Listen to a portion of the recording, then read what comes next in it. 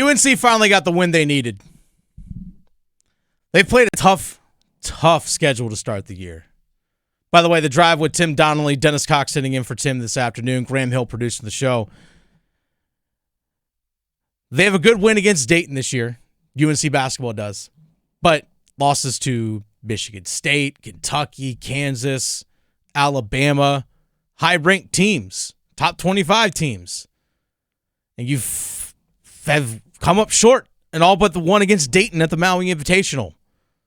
That's the only one you actually won. You needed to have another big win for your season to improve your stock for the NCAA tournament. It's weird to say that, but Carolina's just a 7-5 basketball team right now. Again, tough schedule, but just a 7-5 team. Last year for Hubert Davis, they really started to turn things around after the loss to UConn. They really started to turn things around. And Hubert Davis in this game, yet on Saturday, where they beat UCLA 76-74, Hubert Davis, their head coach, clearly leaned into the small lineup. We saw a lot of Elliot Cadeau, R.J. Davis, Seth Trimble, and Ian Jackson on the floor together. 4 on the perimeter, 4 out, 1 in the middle. There's a clear emphasis on those guys being on the floor together. And you know what?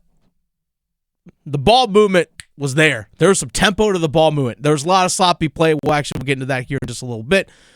But on defensive side, there was a clear emphasis to be fast to help from the weak side. When you're playing undersized like that, you have to be able to react quickly. The guards also did a great job of crashing in to get rebounds as well. Kind of have to when you're running out with a truly small lineup where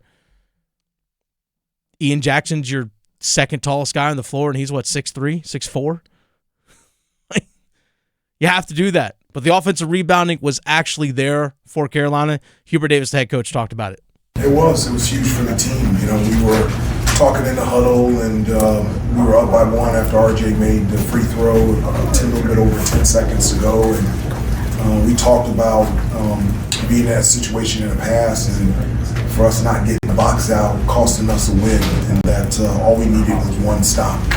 And I was just really proud of them. For them to be able to get the rebound, for them to be able to get to stop and to step up in that situation to be able to win. UCLA is a really good offensive rebounding team, and we were able to out-rebound them, and I thought that was a huge determining factor for us winning today. So UNC basketball in recent games, especially in a lot of the games where they played tough competition, Graham, they've fallen behind big time in games. Big time, including in this last game, 17. They fell behind as much as 17 on Saturday against UCLA. 17. Now, there was a little 8-0 run that Carolina had when they were down 17 to cut the deficit back down to single digits. Remember correctly, it was Seth Trimble hit a three-pointer, then there was a layup, and I think Ian Jackson hit a three-pointer right after that. But it was on 3 straight possessions, three-pointer, layup, another three-pointer, quick little spurt. They got the 17-point deficit back down to single digits. And they were able to chip away from there. But my concern is the sloppiness from this team. 18 turnovers. 18 turnovers. UCLA took advantage of that with 24 points off of turnovers. Now, a saving grace for Carolina late in this game, UCLA just didn't hit their free throws. Simply didn't. Just simply didn't hit their free throws down the stretch. Tyler Bilodeau, the big man, 6'8", 6'9", for UCLA, had 24 points in the game. 26. Missed a bunch of free throws down the stretch. He was 3 of 7 from the free throw line. 3 of 7 from the free throw line. Still a lot of sloppy play, careless mistakes. Multiple times, remember in the first half, it was like the same spot on the court, Graham. It was right in front of UCLA's bench.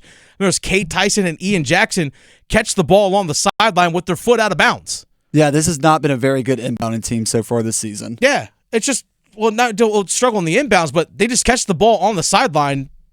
There's some foot's out of bounds. 18 turnovers again overall.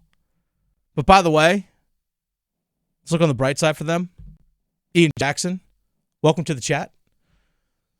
Now, he's been really good this season, do not get me wrong. His 2 highest scoring games have come against UCLA and Alabama.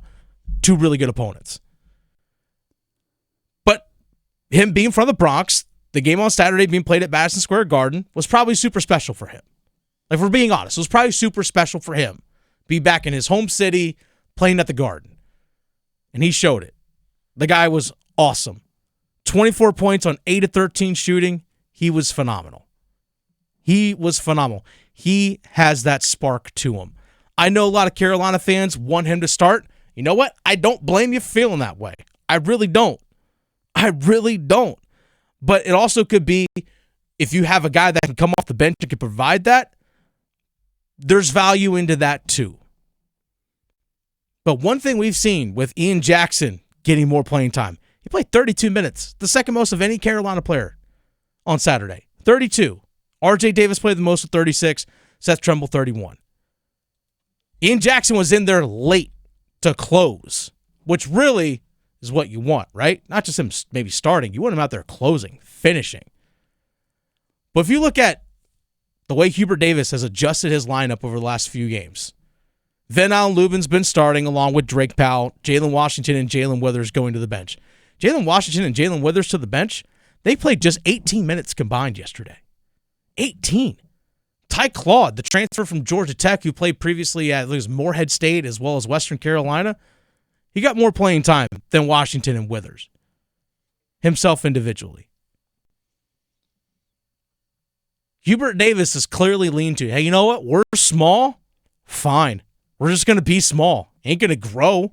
Not going to grow between now and when ACC play tips off. Just not.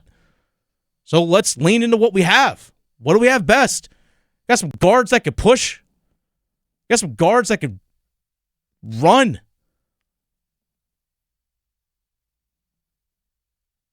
Look at the number of minutes, again, played. I remember watching this game. I was like, man, seeing a lot of small lineup here. RJ Davis, Ian Jackson, Seth Trimble, Elliot Cadeau, Drake Powell. Those are your 5 shortest guys that you have in your rotation, and they played the most. Played the most. You literally went 4-1 that game. They got the win. They got the win. They needed this win. Again, just because they got the comeback in this one doesn't mean it's all figured out. This team still has a long, long way to go. But they needed it, and they finally got it. Now you go into ACC play. You don't have a lot of big games in ACC play to get these quality quad 1 wins. Yeah, you got your games against Duke, Pitt, Clemson. I think Louisville right now technically is considered a quad 1 game. That's it. Not a whole lot of chances. Carolina needs to take advantage of them as often as they can. As often as they can. But hey, wins are wins. You don't apologize for them. You don't give them back, Ram.